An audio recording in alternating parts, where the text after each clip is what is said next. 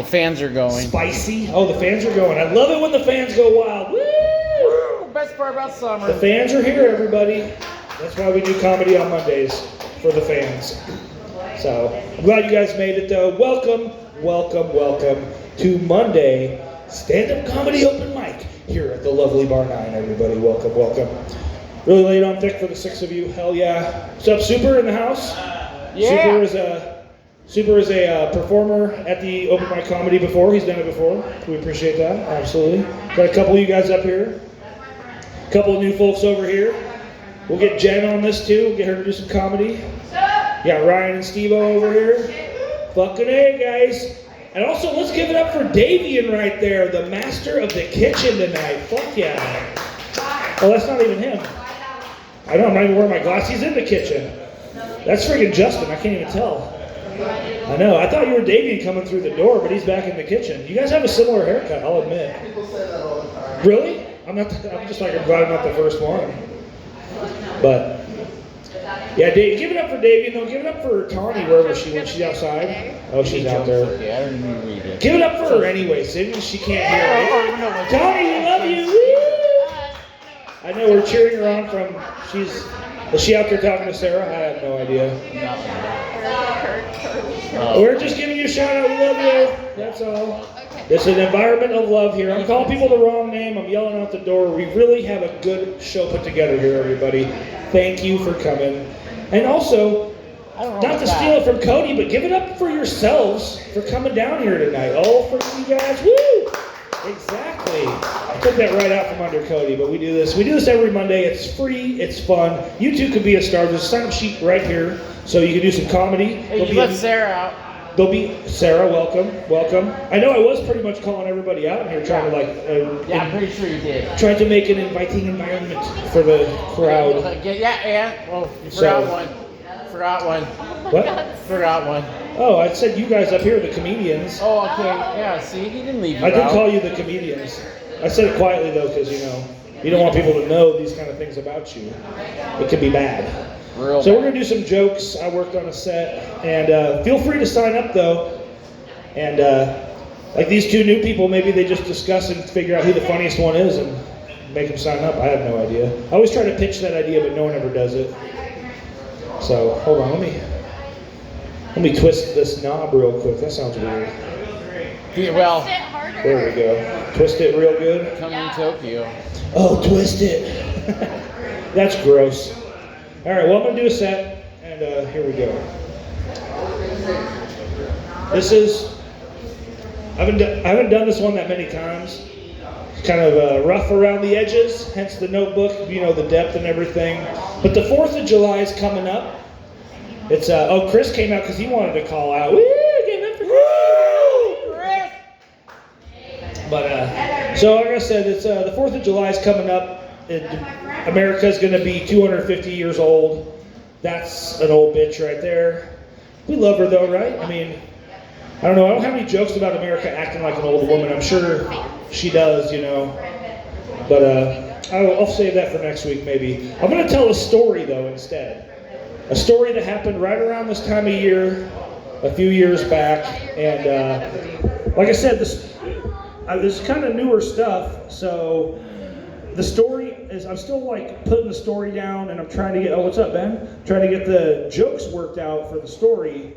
So if it's not as funny, it's because it's more of an interesting story, and I'm working on it. That's what we do at the open mic. We work on stuff. Welcome, you guys. Welcome. We're doing a stand-up comedy open mic. Feel free to sign up, or feel free to just hang out. Feel free. It's America, and America's birthday is coming up. So, hell yeah. Exactly. We're enjoying it. So this is a story that happened to me years ago, this time of year, and it involves fireworks, it involves mushrooms, it involves chainsaws. So it's a typical Pacific Northwest story. It's a true story, though. It happened, I don't know how many years. It's all blackout to me now, but it happened up at Striped Peak. Anybody know Striped Peak around here? Yeah. Tawny, you were there. You're not. Yeah. She was at this. She was there when this happened. In fact, it was on Tawny's birthday when this happened, so she remembers pretty well. Relatively well. But yeah, well, she remembers as well as you can when it's your birthday and you get wasted. So. That's right. She's not much for alcohol though. She's just a stoner. Actually, don't tell the liquor board. She's completely nice. Anyways, though, so we're having this party up there. I threw the party. I invited everybody. It was my idea. And so the first thing that happens, I am arriving at the party, and we all start foraging for firewood for the night. And I found this, they're dragging like sticks out of the woods, and I'm trying to break this stick. I'm like leaning in it, and it snaps, and I fucking face plant right on the ground, like right in front of a bunch of my friends. It was like really embarrassing. I was like, shit, is this how the night's gonna go, you know? And I start thinking, is that how this night's gonna go? Because you could come up here and you could fall flat on your face. So you gotta be careful with what you choose to do. But, you know, and face it, if I fall flat on my face, I'm hoping you guys will stick around. Exactly. So, the next thing that happened though was a good friend of mine who's not here tonight, but he does frequent this bar. He showed up on his dirt bike with an ounce of mushrooms.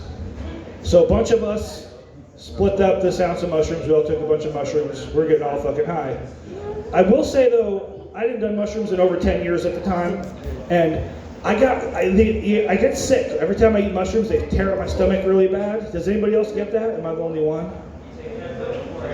What's that? Oh, that's probably a good idea. I didn't know that. I didn't even really plan to take mushrooms. He just showed up with them, and we're gonna do fireworks because it was a 4th of July-ish type party. So I took the mushrooms, I got sick, but then I felt better, and my friend Shane pulled up with the pulled pork sandwiches. We started eating, we're having a great time. It's a great party. Next thing you know, these 2 guys come up, or 4 guys, 2 trucks, they pull up to the party spot, and they jump out and they're like, hey, you guys like crabs? You want crabs? We're like, what the fuck? And they had been crabbing earlier in the day. But when you look at them, you could have been fooled. Like they might have been offering that, There was a real meth vibe with these guys.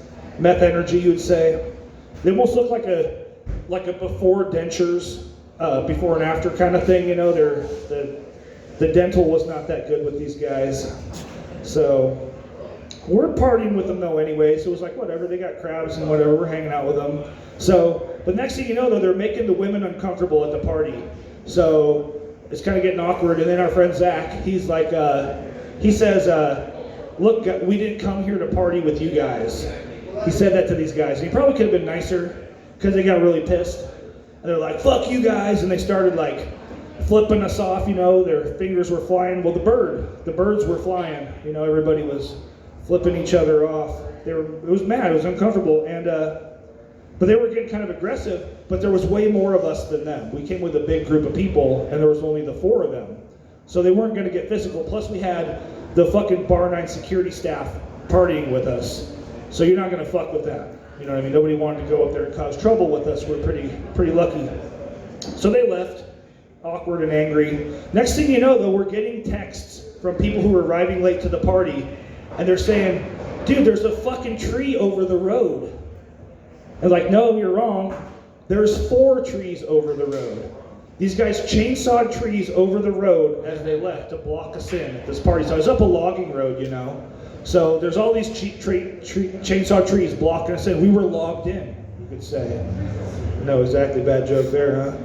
So, but, these guys were clearly assholes. That's probably why we asked them to leave. Kind of like vindicated us. No wonder we didn't want to hang out with these douchebags. So, but this funny thing was we were all doing mushrooms and no one was worried. Nobody was mad at all. Everybody's we're like confused, walking up and down the road in the moonlight and shit on mushrooms and having a good time as one of the cars goes down to where one of the trees is over the road, and it's at the spot where there's this huge pitch, and the truck was like almost out of gas, so it ran out of gas and it wouldn't run. We weren't even mad about that. Nobody was upset. There was even like, right there was like an 18-inch log across the road, and Shane, who showed up with the pulled pork, he's got a fucking kitchen cleaver out, and he's hacking this fucking 18-inch fucking tree with the cleaver. Like, oh, that'll get us out of here in like 400 years. Like, what the fuck, dude? So but it was fun. We were having a good time. Nobody was mad at all. The car might have ran out of gas, but we had plenty left in the tank. Yeah, exactly. So, but let's see, what else happened though? Yeah, I was gonna say too, you could bring down the trees, but you couldn't bring us down. And also, we wouldn't be coming down for many hours because of the mushrooms. We were very high. It's very fun. So, Some friends showed up though. They cleared the paths. They pulled all the logs out of the road. And it was on to the main event. The reason that I threw this party, because there's a 10-room bunker at Striped Peak with a party spot on top. And we had a Roman candle war in the bunker. It was so much fun. So basically I got this idea, because when I was a freshman in high school, I knew these army guys who would probably try to take advantage of the high school girls who was like my sister and her friends. So these guys are real classy dudes, clearly. But we used to do wars with fireworks in this bunker back in the day. But they'd bring in mortars and bottle rockets, and people would always, it's like a relationship, it would always end with someone getting hurt, you know? It's fucking sad. Like when this chick fell in the hole, there's a hole in this one room and she hurt her leg. There's all kind of problems that would happen. But we weren't gonna do that, we did it safe. So what we did, we got the gear, like goggles and everything, hoodies, gloves. We put glow sticks throughout the whole bunker. And so we were trying to, we didn't want this to blow up in our face, you know what I mean? So what we had though was 280 Roman candles. That's how many we had, 280 Roman candles. And when I pitched the idea for this party, there was 30 people who were like, oh, I'm totally down to do a Roman candle war in the bunker. But when the time came, 8 of us went in there. That was all the people who were brave enough to do it. It was just 8 of us. Tawny was one of them though, hell yeah. And Travis, there was a good crew that went in there. And I'd say it separated the men from the boys, but in our culturally, try to be accepting, it's like the they-thems from the younger they-thems, I don't know, that's trying to be accepting, that's all, I don't know. So, and if you do the math on that though, that's 35 Roman candles each. Each of us had 35 Roman candles, fused down, stuffed in our pockets, just loaded up, and and so I guess too, if you have 35 Roman candles, just remember that you miss 350 of the shots you don't take. You know what I mean? That's why we went into this fucking bunker. So, and I also had a 100 shot, like a big Roman candle thing that I was for myself. I stuffed it in my back pocket. I was like, say hello to my little friend, because it will scar your face. Not as bad as the guy, the meth crab guy. His face was a little more scarred. But we moved on from that by this point, And so, 4 people hid in the bunker and 2 went into each entrance. There's 2 entrances. There's no teams. We just shot the shit at each other for a while, and it was wild, man. It was see, I had this written down, with the mushrooms, it was imagine if Normandy happened, and at the same time, it just happened to fall when there was a laser light show. You know what I mean? It just happened to be at the same moment. That's what it felt like in the bunker. It was all this shit firing everywhere. You couldn't tell what's going on. And I see why some people didn't want to go in there, because it would trigger your PTSD. You know what I mean? PTSD. I told you guys earlier I was dyslexic, so don't fault me for this. Yeah, PSTD, that doesn't sound right at all. It sounds really fucked up. Yeah, exactly, and we're in there, we're just fucking having an absolute war in there, and all of a sudden Travis, the big tough bouncer here, you can hear him yelling, no, ow, stop, no, ow, oh my God, and I thought he was hurt, so I ran out, I was like, everybody stop, I think he's hurt, and we all stopped and went around him, and he was like, she was shooting me, talk about Connie, she was shooting me in the ass, what the fuck? He was all mad. We were all getting shot too, so we're like, what the fuck, dude? Why are you bitching about this? We're all in here getting shot at. So we all, oh, he's okay, that's good, we're glad. But the next thing that happens is the 8 of us are standing in this corridor in the bunker, and we all light a fuse, and we're just staring at each other as they hiss. And this is the memory that's burned in my mind, because it's just there was 8 seconds of that, and then all of them started going off and back to the war, back to complete madness. But that moment of calm in the middle of it is something that I always brings me back, Probably part of why I wrote it. So then we lit off all the candles, the end happened. The whole place is completely filled with smoke, an insane amount of smoke. Came out of there how many fucking packs did I smoke in there, But then the weird thing was I came out and I lit a smoke. I was smoking at the time, so I lit a smoke immediately when I went outside. But sometimes after you do something you really enjoy, you have to have a cigarette, after you smoke a bowl, after a meal, after a prostate exam, stuff like that. Sometimes you want to have a cigarette after something, it's fine. Everybody does it. So, pretty rough on the lungs though. You know, we were all lit too, obviously. And I would say too, I've skydived before. I've even wrote comedy about skydiving, and this matched the exhilaration. Like the energy in the bunker was the energy of skydiving. It was that intense. It was that. There's nothing like it. If you've never done it, I would recommend it. Although maybe wear a mask for the fumes. Welcome, welcome. We're doing a little stand-up comedy. Feel free to sign up. So that was good though. We had, as I say, I skydived, and this was just exhilarating. We had a blast. Actually, we had about 3,000 blasts. If you do the math on that, we did have about 3,000 with all these Roman candles.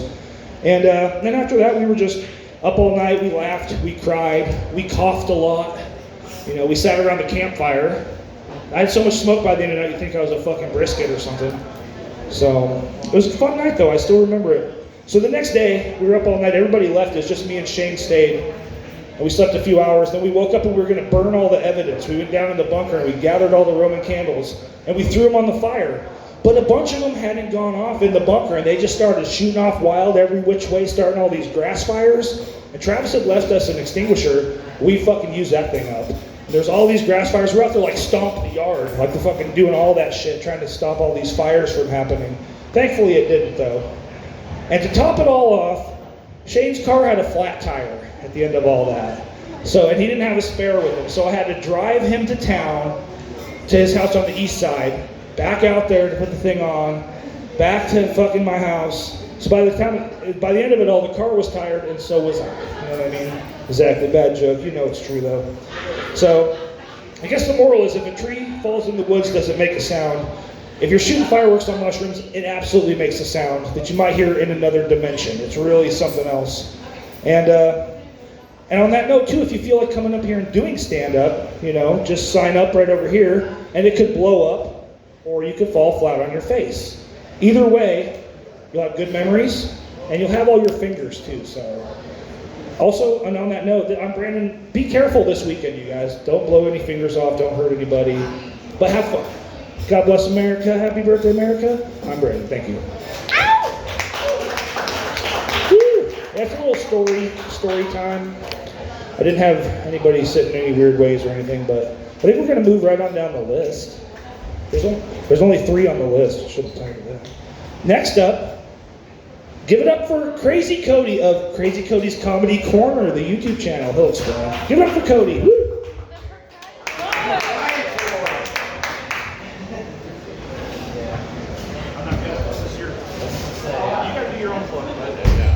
I gotta do my own plug. It's proprietor of Crazy Cody's Comedy Corner. I'm sure Brando already asked, but since the people who just arrived didn't know, this is amateur night at comedy night at Bar9. So welcome. Hear it for yourselves for being here tonight. So, you, Brando, you were talking about you busting that stick. And your friends, you know, embarrassing yourself and how you can fall on your face here, but yeah, unlike your friends, we won't laugh. So, yeah, there you go. But anyway, yeah, we didn't have much this week. I thought about joke stealing a little bit from Jake. I went through our text to find out, and so you know, it's a good idea because you can't really steal jokes if they're not performed, right? So with that being said, Lillia. Gotcha. Just kidding. No. Anybody see in the sports world the UW? The track and field. That's an inside joke for all of you, anyway. But the UW track and field, they had some high jumpers that were tie some records, but they were twins, and they played for the same team, and one of them won, you know. But I'm a twin, and it's odd. Like I thought, that's so strange. We didn't really have any rivalries or try to really outdo each other, you know, much as we were growing up. I mean, mainly we weren't that athletic. Like this is how my brother would catch a ball. So we just weren't really that athletic though. But oddly enough, he was that kind of a guy though. Like he would kind of remind me of Tigger from Winnie the Pooh if you got him on a pogo stick. He could just jump all the way around, and you're like, How the fuck is that? You throw a ball like a right-handed girl does with her left hand, but yet you could win a fucking marathon on stilts somehow. You just run straight across without falling. You're like, man, you terrible athlete. But we really weren't that competitive much growing up. So my dad got us into music rather than sports, I think, because he rodeoed. And his hands are all crippled up and everything like that. But he didn't really, they got us into that music rather than sports, and they also homeschooled my brother and I. But they bought us some music equipment to keep us away from drugs and alcohol. That's why they homeschooled us, and they keep us occupied. They bought us music equipment. I'm like, I don't think they thought that one all the way through with sex, drugs, rock and roll. They dropped us off in some odd spots to go play some music. But my twin and I, we played a lot of music together. We did music. There really wasn't a competition like who was the better guitarist. I was just naturally more gifted than he was, and it wasn't a competition. I just was able to outplay him. It was easy. So, but we did sometimes, have like as when we were kids. Maybe like who could collect the most Halloween candy, and I won that one. I got the diabetes. He didn't. So we know who got the trophy for that. But there were a couple things maybe he won by default. I don't think his wife's ever done this to him. So yeah, you know what I mean? I think, you know what I'm talking about. Brotherly competition, a couple twins, cock and balls, that's what we're getting at anyway. So, but sometimes I think you naturally win. And I got the craziest wife out of us. I won that one, that's for sure. That's like in spades I won. So I could sit and tell stories, but she watches the YouTube channel, and so I don't think I would like to stay happily married at the same time. So. But yeah, she does. That's the most interesting thing in my life, though, is her craziness. I'm a pretty dull and boring person, and she keeps it interesting. But sometimes I just want to, wrestling hitter. Tell her, I'm glad it's not the 50s, honey. Let's wrestle fight instead, so I can get my win in. But anyway, that's it. Have a good night, everybody. Keep going for Cody, hell yeah. Where'd it be? You can't watch this on Crazy Cody's Con. Oh, set your turn. Wait for your name to be called. I was fixing my shorts. Oh, I couldn't see that. Plus, you roast me when you come up here, you're going to get it back. For instance, when you just said, I'm a pretty plain and boring guy, I said, you didn't have to say that. We've seen your set. Ha ha! That's true. Exactly. It's already... Very true. Hey, we toss around a little roast jokes to each other all day. It's part of the fun up here. It is. So I'm glad you're here for it. I'm glad you guys are all here for it. But next up, give it up for the lovely Lillia, everybody. Give it up for her.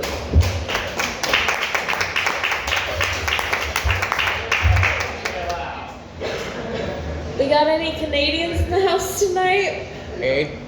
Thank God. Those fuckers need to go back home. Soccer's not that important. And to be clear, I'm not Erica Kirk about this. I think people should be able to come here, but soccer's not that important. For example, to preface this, I went to go get coffee on Thursday, and I had the day off, and I was like, ooh, it's not as hot as Satan's sweaty ball sack. So, I'm going to get some coffee this morning. I waited 30 minutes for a single cup of coffee. And I don't know if Canadians know how American women are like when they do not have their coffee, but it's worse than their geese, man. It's worse than the things they did in the 1800s. And so, oh my gosh, sorry.